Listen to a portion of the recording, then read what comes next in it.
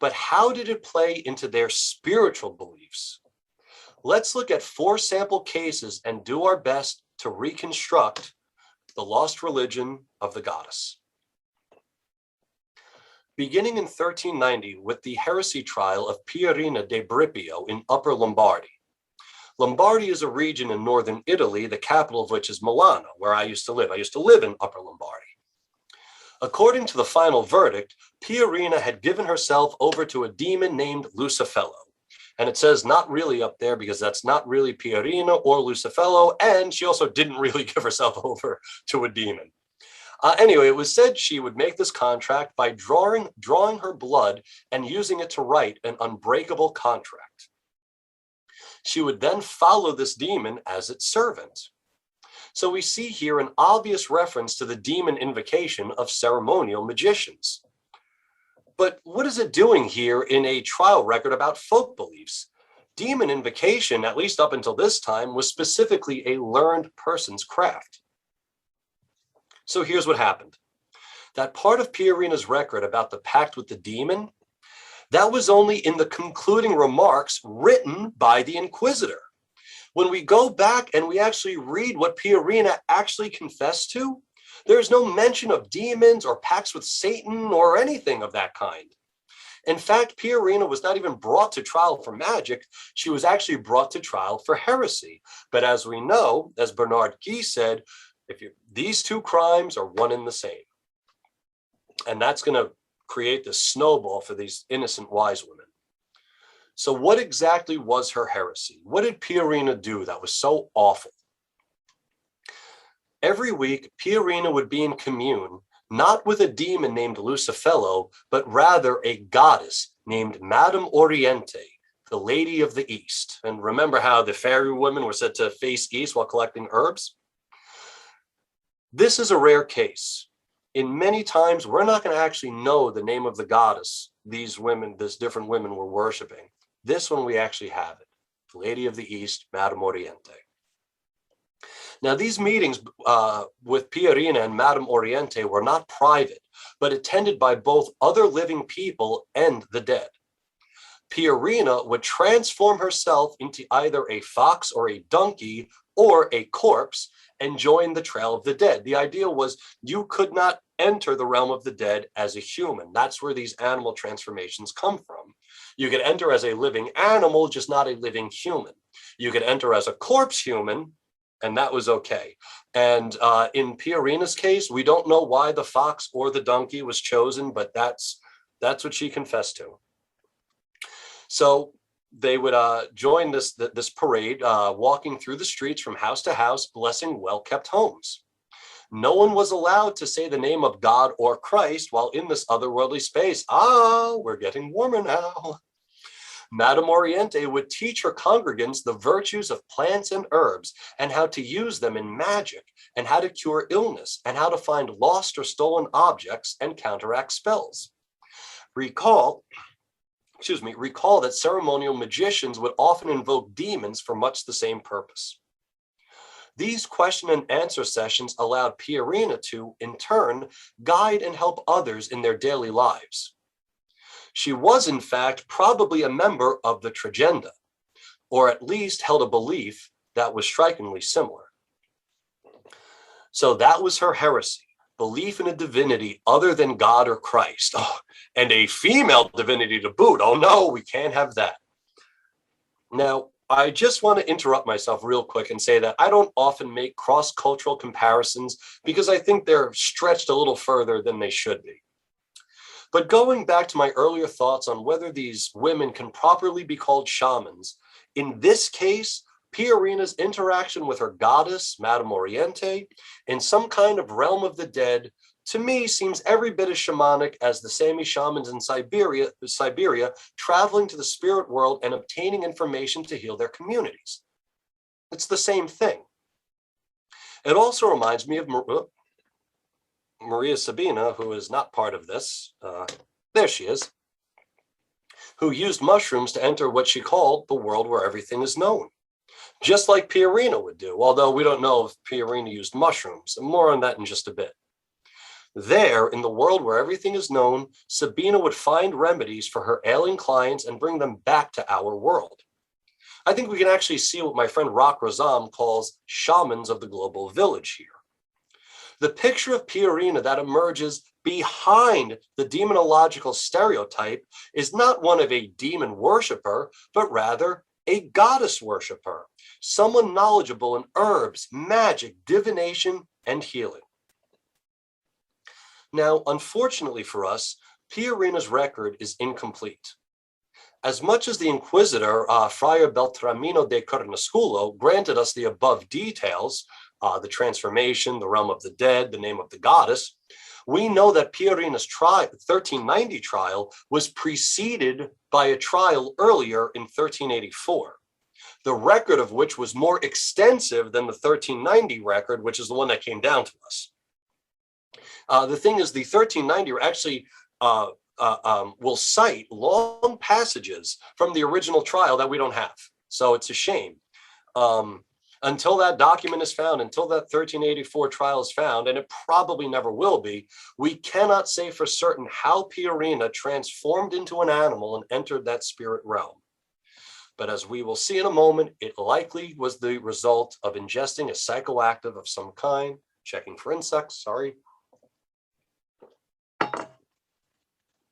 What we can say for certain is that the Inquisitor's insistence that a demon named Lucifella was involved in this practice was completely absent from Piarina's understanding of her religion. So here, in the late 1300s, with Piarina de Bripio was her last name, de Bripio, we see the beginnings of the satanization, if you will, of the religion of the goddess. We can also look to the records of another Italian woman, Finichella, living in Rome a generation after Piarina, to see if we can garner more clues. Finichella was a wise woman who specialized as a pediatrician. The problem, though, with being a pediatrician in the early 1400s was that children often died from any number of things like diseases, accidents, or just being born sufficiently sick or fragile. It just so happened that a traveling preacher named Bernardino of Siena came to Rome and urged the people to point out to him who among them practiced any kind of magic. To Bernardino, all magic involved the workings of the devil and probably some the workings of the devil. Local healing in medieval Europe necessitated magic. Okay, magic and healing were one and the same in those days. And so the local authorities, no doubt directed by Bernardino, investigated Finichella for possibly worshiping demons. Finichella's records are filled with diabolism, sorcery, infanticide, and even cannibalism. Recall that heretics were also charged with infanticide and cannibalism. She was even accused of murdering her own son. Also, heretics were accused of that. In reverence for her pediatric prowess, Bernardino tells us that Finichella offered up the limb of an animal to the devil every time she cured a sickly child. Now, some of these wise women would work with different spirits, helper spirits, medical spirit, a forest spirit, and that's probably who Finichella was offering the bone to, was some kind of spirit. And of course, they changed that and made it be the devil. But Bernardino also tells us something very telling, considering Finichella's possession as a wise woman, that might also shed some light on the trial of Piarina. Finichella also had the power to transform into a cat. And unlike with Piarina's incomplete record regarding how she transformed, Bernardino is very clear. Finichella used a magical ointment mixed from herbs that were collected on the eve of the summer solstice. Bernardino even got his hands on this ointment and investigated it personally. He took a deep inhale of it and commented on its foul stench. Now, as an aside, solanaceous plants like henbane, mandrake, belladonna, datura are known for having very strong odors when mixed into these kinds of ointments. In fact, henbane is even referred to as stinking nightshade. I believe it's in Gerard's Herbal, and there are other references to the smell of these kinds of plants. A physician named Andres Laguna would make a similar comment in the 1500s, and this ointment we know had belladonna and henbane in it. So interestingly, while Finichella swore that the ointment actually did turn her into a cat, like physically turned her into a cat, Bernardino said, no, this is all in your head. It's due to the ointment. It's causing something to make you believe that. Isn't that interesting? Now, there is no indication that Piarina held any beliefs similar, excuse me, that Finichella, held any beliefs similar to Piarina. I mentioned Finichella to show, to maybe fill in some of the details missing from Piarina's record, right? We have a wise woman who knows how to use psychoactive herbs and uses them to shapeshift. So there's those three things that overlap, potentially, with Piarina and Finichella. Now, at this point, before I introduce our next wise woman, I'd like to stop, rewind just a little, and outline another folk belief, one that I haven't yet mentioned, because it is very important for our journey of unlocking the secrets of the psychedelic witch and that final piece of the Sabbat and the Satanic Conspiracy puzzle. And that is transvection. That was that word I used earlier, transvection, meaning it's the Latin word for spirit flight or spirit projection, okay? So it was the transvection to a fairy or goddess realm. I had brought up that, in Piarina's case, the goddess in the Trail of the Dead came to her, right? They would come to her in her home, right? They would then walk about her village and go to the homes of her neighbors, right? Now, in other cases, wise women would travel to the fairy or goddess realms. In the records, they're actually used interchangeable, fairy realm and goddess realm, which was said to be found on mountaintops or inside caves. Now, some of the more popular were known as Kibbley Mountain, the Hooberg or Hay Mountain, and the Brocken or Broken Mountain. One rather telling account of a person traveling to one of these places, in this case, the Hooberg, comes from church reformer Johann Nitter. Sometime in the early 1400s, Nitter wrote a sermon that he used to inform his congregation about the first commandment and the pitfalls of idolatry. Some of those gathered to listen to him speak the last time he was in town had fallen ill between his visits. So he came back and they had fallen ill, and instead of seeking out a trained male physician, the afflicted visited local women physicians, the vetulas expertissimas, the fairy women. Now, in this case, Nitter calls this woman an unholden, right? Now, that specifically marks her as a goddess worshiper, a fertility goddess, the fertility goddess Hulda. Now, I just wanted to say real fast, Nitter's condemnation of people going to see university physicians instead of wise women, the irony is most of those university physicians admitted openly that they got their best information from village wise women. That they only got, the alchemy training, the astrology training. Yeah, that came from the university, but the actual virtues of herbs and how to use them, Paracelsus said it, Gilbertus Anglicus said it, Heinrich Agrippa von Nettesheim, who I mentioned earlier, said it. So I just think it's one of those funny, little ironies of history. Anyway, the problem, as Johann Nitter saw it, there's Finichella turning into a cat. Sorry about that. I should have got you that slide earlier. Here's Johann Nitter.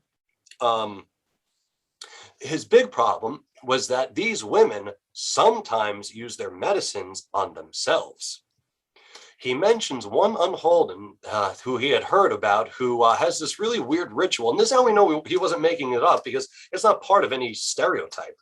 He said that she would she would put a kneading bowl on a bench, climb inside of it, rub her body with a soporific ointment while reciting incantations, and this would send her into this lucid dream state so that she could join the pagan celebrations at the Hooberg, right?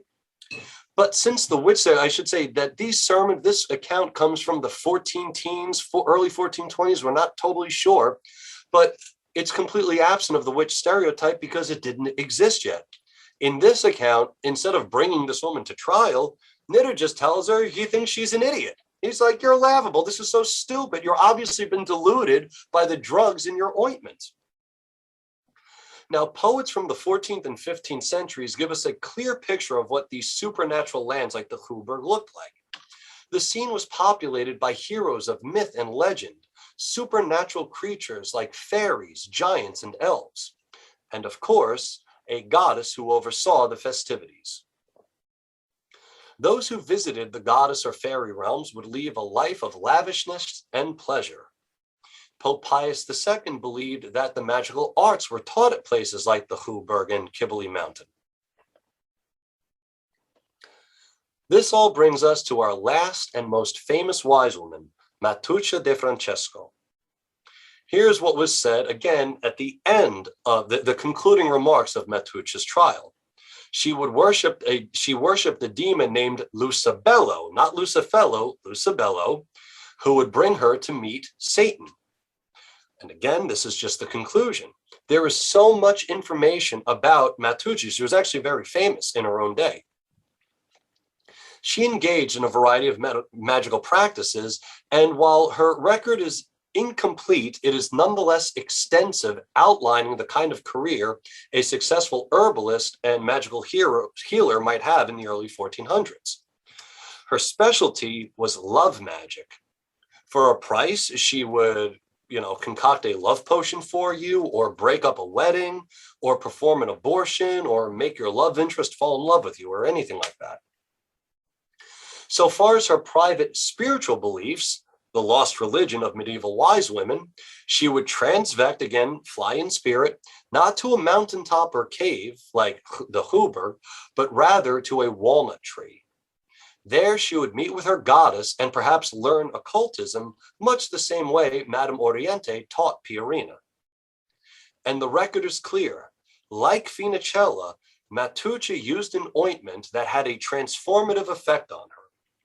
Now, in Matucha's case, it didn't turn her into a fox, a donkey, a werewolf, or anything that I've mentioned, but it actually turned her into a mouse. And we don't know why that was. There's probably some really interesting folklore behind all this that, is probably lost to us. Furthermore, anyway, like Piarina, the ointment allowed Matucha entry into some kind of supernatural world. Now, with Piarina, as I said earlier, we knew the name of the goddess, Madame Oriente. However, with Matucha, Novello Scudieri, who wrote up Matucha's record, that son of a bitch, he replaces the goddess's name with the words, the enemy of the human race, meaning Satan. So that goddess's name is lost to us. The fucking bastard erased her from history.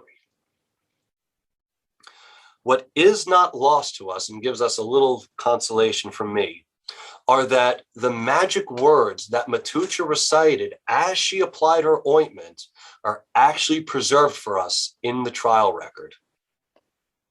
And they were, ointment, ointment, take me to the night doings of Benevento, over water, over wind, over all bad weather. That is a real incantation from a real psychedelic witch. Eventually, all of these folk beliefs and uses of psychoactive plants found their way into both biblical commentaries and demonology treatises. To begin with the biblical commentaries, let's turn to as a contemporary with all these women I just mentioned, except for Piarina, because she was executed. Had they not executed her, they would have been alive at the same time. He was born just a few years after she was executed. In Tostado's commentary on Genesis, written just a few years before the formulation of the witch stereotype, so it's 1435, Tostado had this to say about the power of these ointments. Some of these ointments are the kind that cause a trance-like state and are used by doctors to cause a deep sleep in a patient so they can operate. There are certain women who we, meaning theologians, call witches, who claim to use these same medical ointments in conjunction with magical words to transport them wherever they wish to diverse places to meet with other women and men. There they will indulge in all sorts of foods and pleasures. Almost sounds like the Sabbat, right? Except there is no idea about a Sabbat yet. And that's why there's no mention of demons or the devil, the obscene kiss, and Tostado specifically says that the ointments contain medical drugs. No doubt meaning henbane, mandrake, opium, and deadly nightshade. But here's where it gets really interesting. You see, Tostado kept writing. A few years later, in 1440, after the satanic witch stereotype had started to form, Tostado had a new take on these ointments, and specifically their use in goddess worship. Those who believe in spirit flight belong not to Jesus, but to the devil. They believe that Diana is a goddess, and yet Diana is the devil. It should not be denied that both female and male magicians create wicked rituals, using these ointments, allowing demons to carry them away. They revere these demons by indulging in lust and all sexual licentiousness. We see clearly here that before the satanic witch stereotype had even come about, Tostado had a very tame view about these ointments, just like Johann Nitter did. But once the satanic witch stereotype had begun to form, he started saying that demons were involved. Tostado's change of opinion is the clearest evidence we have for the demonization of this goddess religion and the entheogenic ointments used to commune with her once it reached the pens of learned theologians. We are literally, through Alonso Tostado's works, we are watching the demonization of the goddess happen right before our eyes. But it didn't stop with biblical commentaries. It also bled into demonology treatises like the Tractus contra Demonum Invocatoris, a treatise against anyone who invokes demons, written in 1475 by Jean Vincent. 1 second, please. No bugs.